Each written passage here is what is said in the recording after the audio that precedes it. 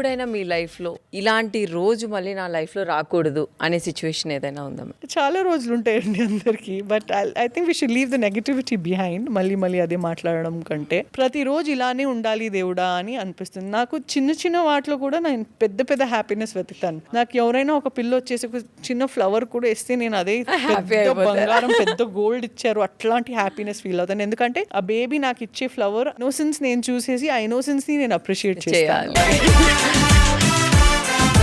So ఇప్పుడున్న generation కొంతమంది wife and husband ఊరికి చిన్న చిన్న విషయాలకి డైవర్స్ తీసుకుంటూ ఉంటారు. అలాంటి వారికి మీరు ఎలాంటి సజెషన్స్ చెప్తారు? ఫస్ట్ అండ్ ఫర్ ఆల్ మ్యారేజ్లో దిగిన ముందు 1000 సార్లు ఆలోచించండి మీరు హ్యాపీ ఉంటారా దీంతో అనేసి. ఒక 6 months ట్రావెల్ అవ్వండి, 1 year ట్రావెల్ అవ్వండి. జొత్తగా ఆడిషన్స్ చేస్తారు కదా లైఫ్లో. ఇప్పుడు జాబ్కి పోతాం, ఇంటర్వ్యూ ఎందుకు చేస్తారు, తను ఫిట్ అవుతుందో లేదో అనేసి మల్టిపుల్ లేయర్స్ ఇంటర్వ్యూస్ ఉంటాయి వాళ్ళ తర్వాత భరించాలి కదా. So same way treat your marriage. Just ఫ్రెండ్స్గా ఒక 1 year ట్రావెల్ అవ్వండి.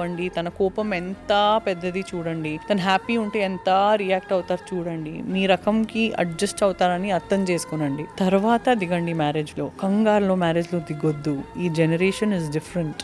అండ్ దిగిన తర్వాత be cordial. And marriage is nothing but adjustment. Adjust అవ్వాలి. నా అమ్మ నాన్న ఇవాళ దాకా అడ్జస్ట్ అవుతున్నారు.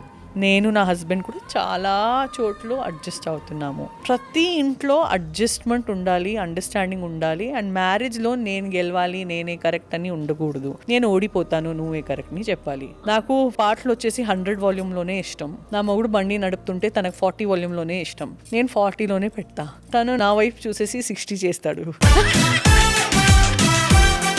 నేను మళ్ళీ 40 చేస్తా, పర్లేదు నీకు తక్కువ ఇష్టం. తను మళ్ళీ 80 చేస్తాడు, నీకు ఎక్కువ ఇష్టం అనేసి. అంటే నీకు కావాల్సింది ప్రేమగా సాధించుకో. అవును, ప్రతి ఒక్కట్లో అడ్జస్ట్మెంట్ గానే వెళ్ళాలి. నాదే అని చెప్తే అది కానే కాదు. నాదే నడవాలి అని మీ నేచర్ అట్లా అంటే దయచేసి పెళ్లినే చేసుకోకండి. మీ మీద కూడా ఉపకారం చేయండి, ఆ మనిషి మీద కూడా ఉపకారం చేయండి.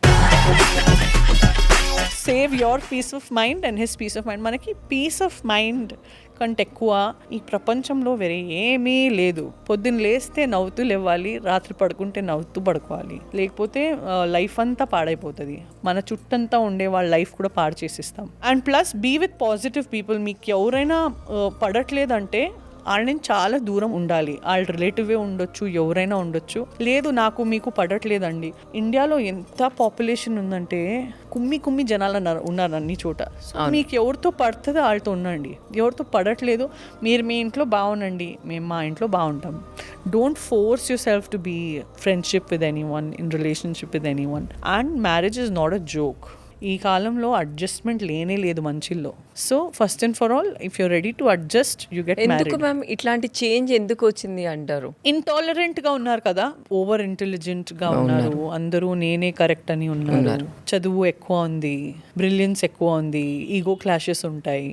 అండ్ మీ మ్యారేజ్లో కానీ మీ ఇంట్లో కానీ గాసిప్ చేసే వాళ్ళని కట్ చేసేయాలి. నేను నా లైఫ్లో సపోజ్ మేమిద్దరు ఫ్రెండ్స్, ఎవరైనా వచ్చేసి నాకు మీ గురించి బ్యాడ్గా చెప్తే నేను మీకు కట్ చేయను, నేను తన కట్ చేస్తా. నాకు మీ గురించి చెప్తున్నారంటే మీకు కూడా వచ్చేసి నా గురించి చెప్తారు. ఓ థర్డ్ పర్సన్ ని ఇన్వాల్వ్ అవ్వనివ్వద్దు. మీకెందుకు, మేమిద్దరు ఉన్నాం కదా, మేము చూసుకుంటాము, మీకెందుకండి, మీరు పోయి మీ ఇంట్లో ఉండండి, నా దగ్గర ఇవన్నీ మాట్లాడొద్దు అని నేను చాలా స్ట్రేట్గా ముఖం మీద కొట్టినట్టు చెప్పేస్తాను.